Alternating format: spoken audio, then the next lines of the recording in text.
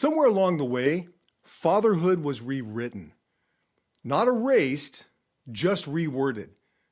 Piece by piece, the meaning changed until what once stood for strength, steadiness, and sacrifice became something softer, smaller, easier to ignore.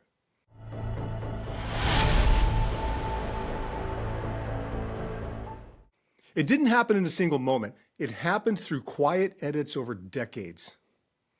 At first, they joked about fathers. The bumbling dad, the lazy husband, the man who meant well but couldn't quite get it right. People laughed, but the laughter chipped away at something sacred. Then came the idea that fathers were optional, that children didn't need structure, just love. As if love without direction could hold a family together. And finally came the message that men themselves were the problem. That leadership was oppressive, that strength was dangerous, and that silence was safer than conviction. We were told to sit down, calm down, to stay out of the way. And somewhere in that slow surrender, a vacancy opened. A space where fathers used to stand. And every time a man stepped back, something else stepped in. Noise, ideology, distraction, convenience. Now entire generations are growing up without the steady center that once held homes together. Not because fathers disappeared overnight, but because they were convinced they weren't needed anymore. And that lie might be the most dangerous rewrite of all.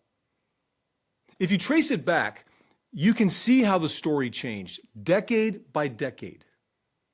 In the 1950s, fatherhood was simple but narrow. Men were expected to provide, not to connect. They were praised for hard work, but never taught how to be emotionally present. They carried the weight of responsibility, but not the language to express it. By the 1960s and 70s, the world started shaking. War, activism, social revolutions. Authority became suspect, and in the process, fathers lost their footing. The culture said, "Don't tell me what to do." And men, unsure how to lead without control, began to retreat. The 1980s gave us images of success, but not substance. Fathers chased financial stability, while homes quietly grew distant. Busyness became the new badge of honor. We built bigger houses, but emptier tables. Then came the 1990s and 2000s, when television and film turned fathers into punchlines, the lovable idiot, the forgetful provider, the man who always had to be corrected. It was funny until it wasn't. Because somewhere along the line, young men stopped wanting to become what culture mocked. And now, here we are in the 2000s and beyond, where masculinity is under constant review, and manhood itself is treated like a problem that needs to be managed instead of a strength that needs to be refined.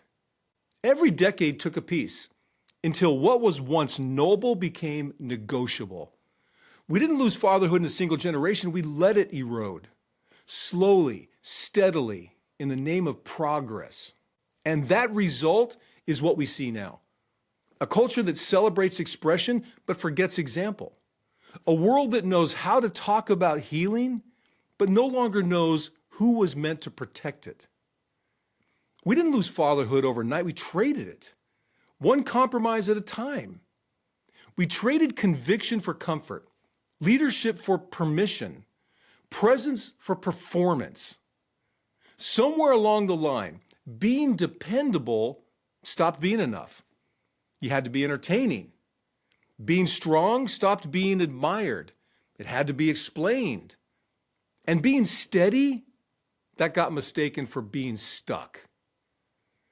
We wanted to fit in. We wanted to prove we weren't the stereotype.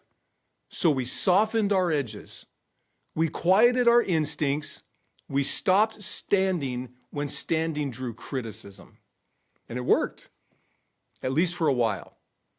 The world clapped when we became agreeable, when we stopped leading and started blending in, when we traded the role of protector for the role of participant. But here's the truth, comfort always comes with a cost. And the cost was clarity. When fathers stopped drawing lines, the world stopped knowing where they were. When we stopped setting standards, our children stopped recognizing what right and wrong looked like in real time.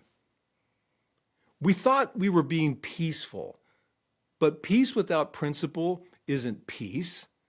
It's surrender dressed in politeness.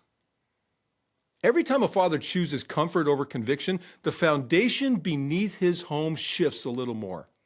It might still look strong from the outside, but the cracks start inside, in the silence, in the distance, in the lack of direction. That's how the hijacking happened. Not through rebellion, through relief. We wanted rest, but what we needed was resolve. We're living in the fallout.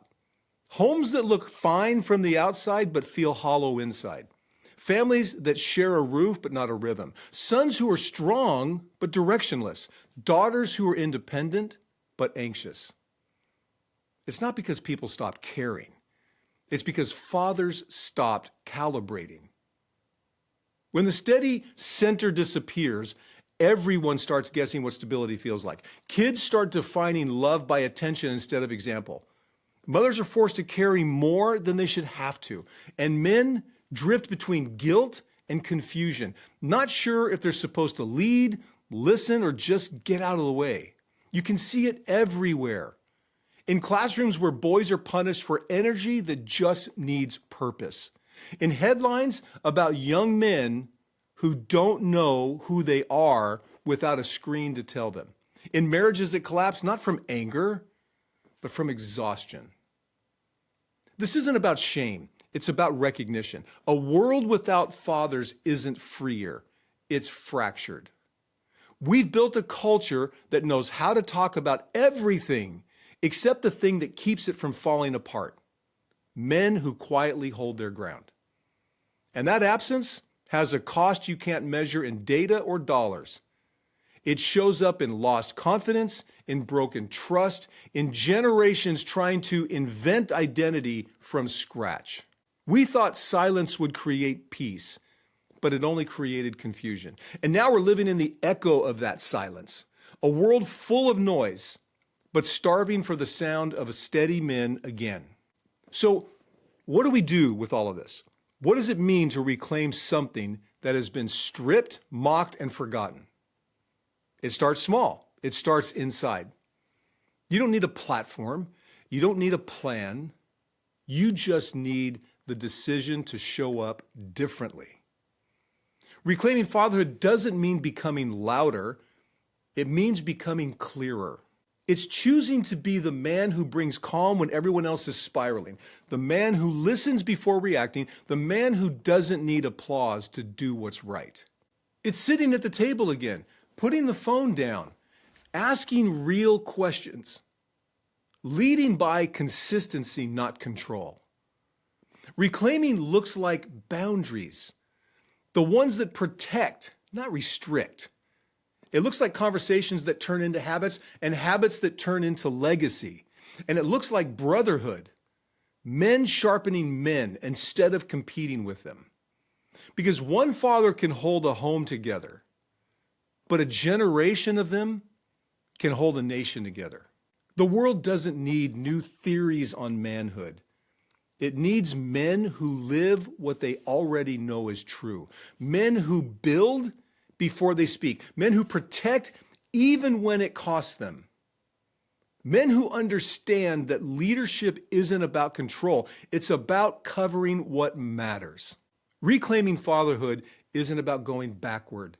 It's about returning to the strength that steadies everything around it. When fathers rise, homes heal. When homes heal, communities rebuild. And when communities rebuild, the world starts to remember what right feels like again. This is where the drift ends. This is where the noise stops. This is where we draw the line and take it back. This is fatherhood reclaimed. Stand your ground, stay in the fight, and I'll see you in the forge.